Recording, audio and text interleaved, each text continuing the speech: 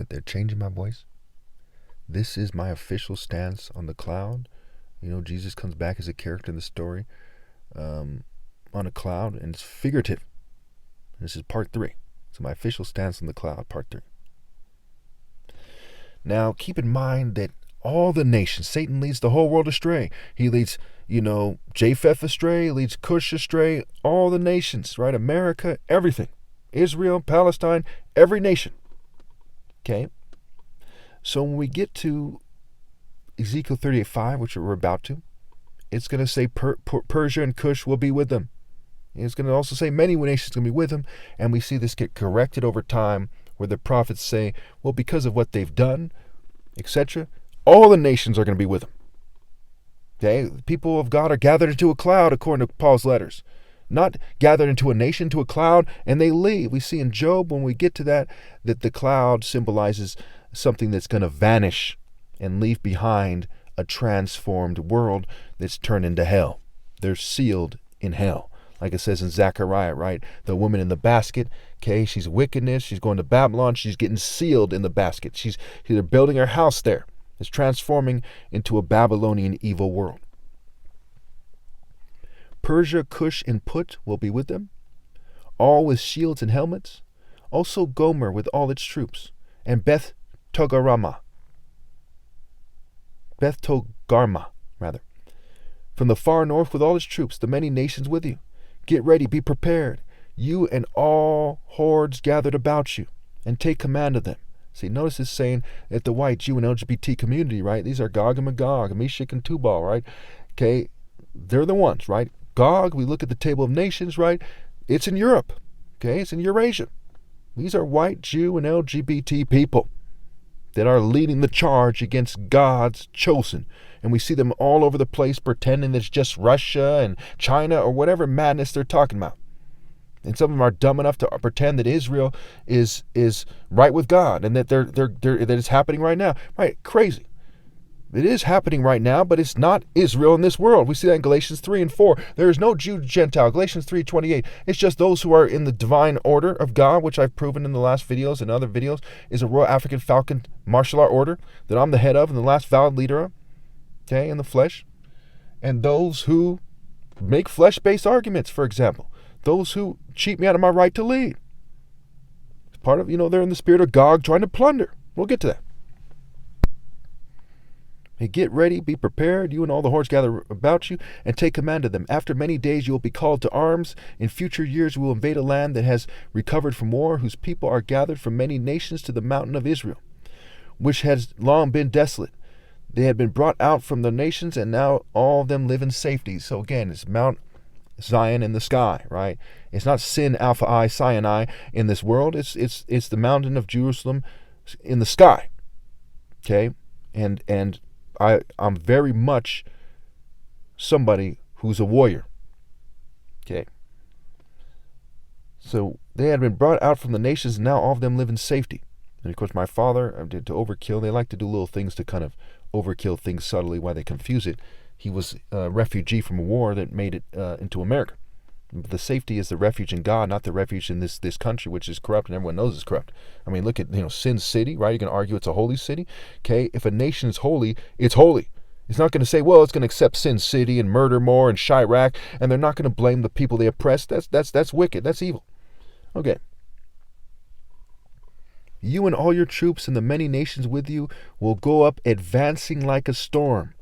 You will be like a cloud covering the land. So the cloud is under the feet. You'll see me on the cloud, and in the cloud, in a sense, on the cloud. Okay? And these are the people who are trampling these people, like the 4 horsemen of the apocalypse, right? They're not good people. They're bad people. Except for the first horseman, and that's a long story for another day, right? Faithful and true. The other one is, black horse and so on and so forth, right? Pale horse and fiery red and so on and so forth. Anyway. This is what the sovereign Lord says. On that day, thoughts will come into your mind, and you will devise an evil scheme. You will say, I will invade a land of unwalled villages. I will attack a peaceful and unsuspecting people, all of them living without walls and without gates and bars. I will plunder and loot and turn my hand against the resettled ruins and the people gathered from the nations, rich in livestock and goods, living at the center of the land. So it's not a nation like America or Israel that has walls and gates and bars and big armies. It is referring to an individual person that Ethiopians, right, Queen of Sheba and people like that are supposed to rally to you. Okay? But they're if none of them do, that's okay, because the ones who, according to this, were right with God, maybe they're from thousands of years ago, maybe not, are in the spiritual realm and are going to rally to me nonetheless. Okay. And the merchants of Tarshish and all our villages will say to you, have you come to plunder? Have you gathered your hoards to loot, to carry off silver and gold, to take away livestock and good, and to seize much plunder? Therefore, son of man, prophesy and say to Gog, this is what the sovereign Lord says, in that day when my people Israel are living in safety, will you not take notice of it? You will come from your place in the far north, you and many nations with you, all of them riding on horses, a great horde, a mighty army. You will advance against my people Israel like a cloud that covers the land. In days to come, Gog, I will bring you against my land, so that the nations may know when I am proved holy through you before their eyes. Why? Because it says in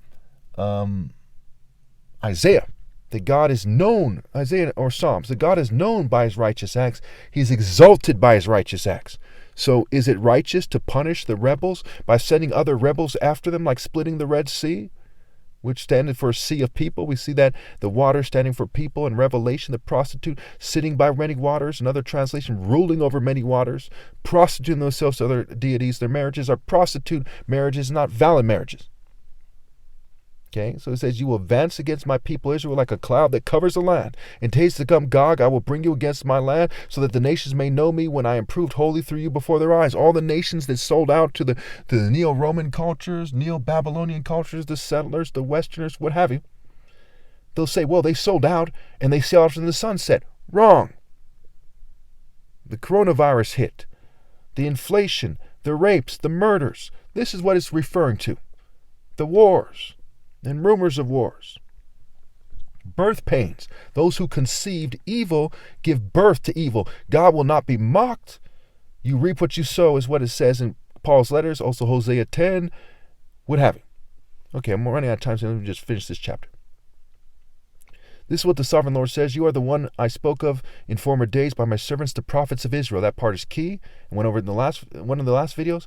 At that time they prophesied for years that I would bring you against them. This is what will happen in that day.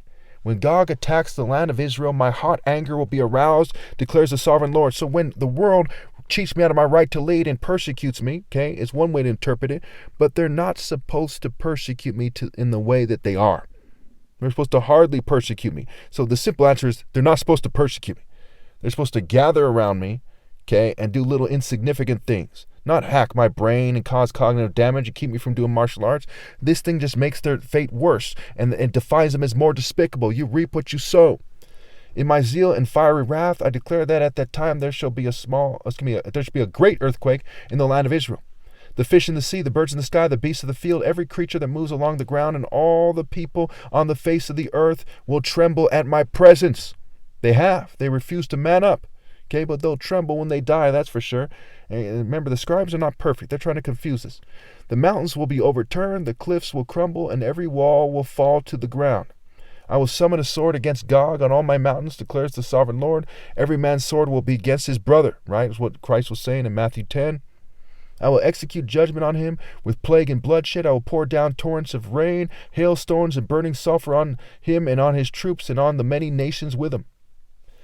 And so I will show my greatness and my holiness, and I will make myself known in the sights of many nations. Then they will know that I am Lord. Again, the hailstones, the mountains, the sword, these things are in Revelation. This is talking about what will happen in the end, not what will happen during some kind of primitive war, hundreds and hundreds of years ago, but what is happening right now. And there's quite a few things that give that away. One, it says the Lord's great victory over the nations. Did that happen when Israel was invaded by some country or when the Assyrians were overthrown? No. It happens at the end. This is about the end. This is about proving once and for all, after many battles have already taken place, proving once and for all that God is holy and that the inhabitants of the earth are cut off from God and damned to hell for cheating me out of my right to lead and all the other horrible things they did leading up to it.